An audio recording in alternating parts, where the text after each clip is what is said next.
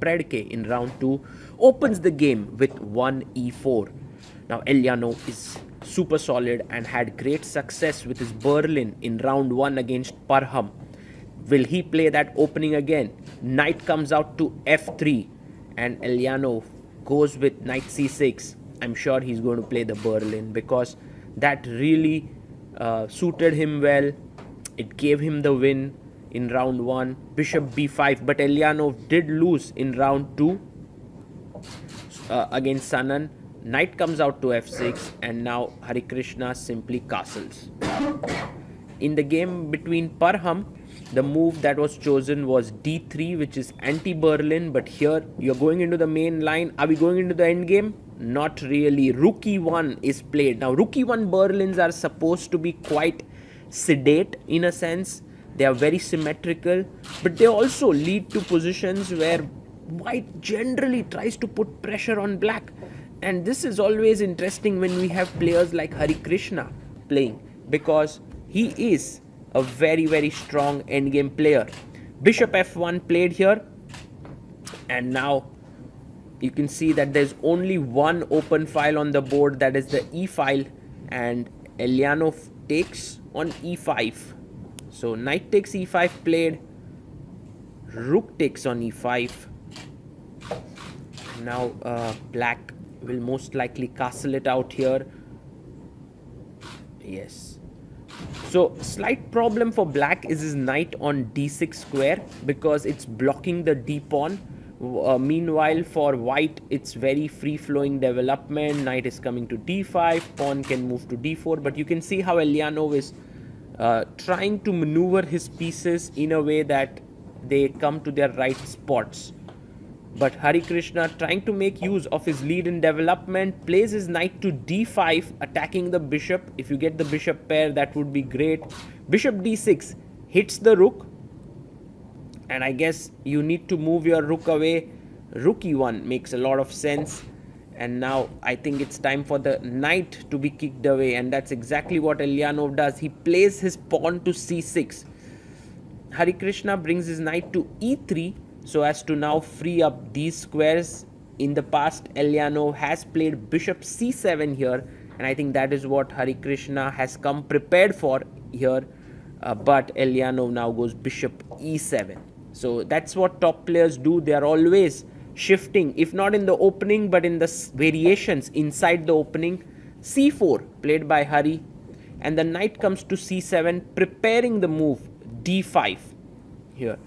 And Hari goes d4. Now black has to be careful. If he makes a move like h6 just for the sake of argument, then d5 is already pretty strong. So is knight f5. So has to be careful. But d5 makes so much sense. You open up your bishop here, you hit the center, your knight is defending here. So it seems like black has kind of equalized here. But we'll see how this works out. So pawn takes pawn has occurred. And now if you take knight takes, then knight takes, queen takes, then the bishop is hanging here on e7. That's why Eljanov plays bishop b4, which is an intermezzo. And now bishop d2 played here by Harikrishna.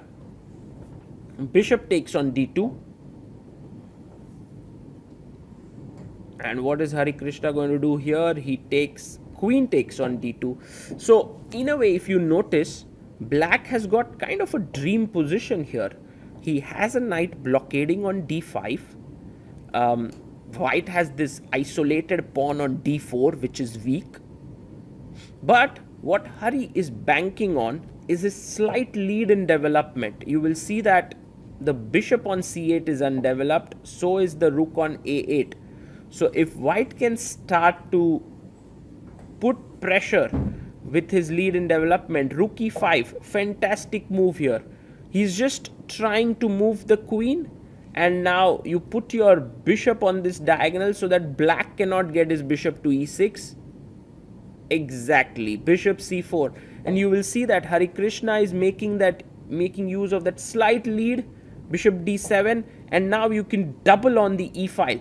Although black can also counter it with rook e8 and trying to trade pieces, which will lead to some form of equality perhaps, or you can already start playing on the queen side with b5, but Eljanov goes rook d8.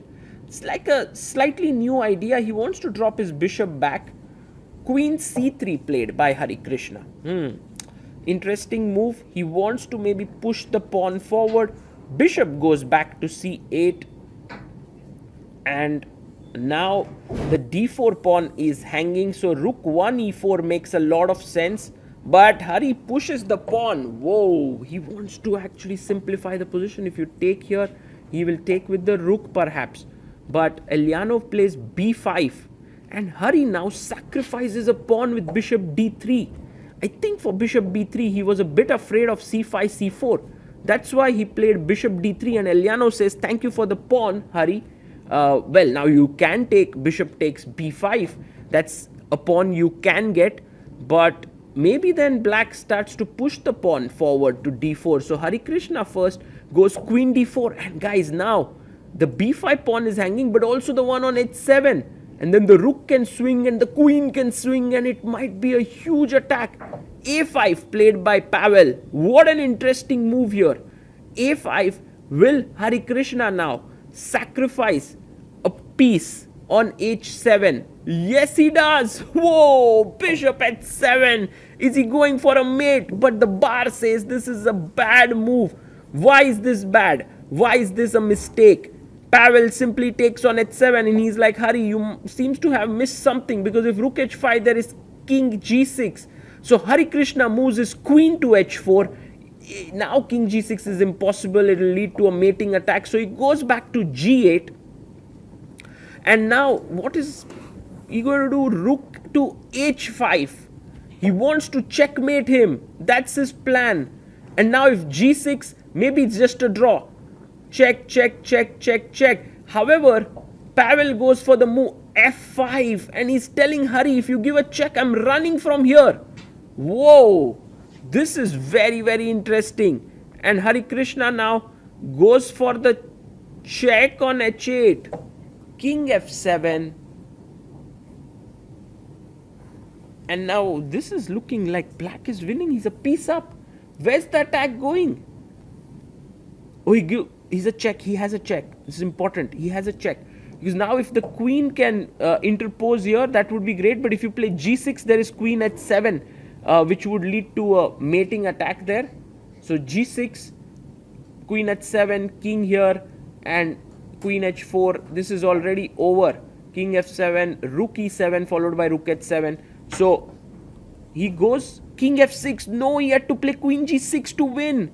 Pavel had to play his queen there. But after king f6, now Harikrishna goes rook h6 check, attacking the queen. The rook is taken. And now after queen takes h6, it's game over. It's a draw. It's a draw, because now after king f7, it's queen h7, queen h6, perpetual checks. And the game has ended in a draw. Pavel Eljanov has missed a golden opportunity in this game to beat Harikrishna after the Indian Grand Master had made a wrong move. Bishop takes h7. That was his chance, and offers a draw, and they agree.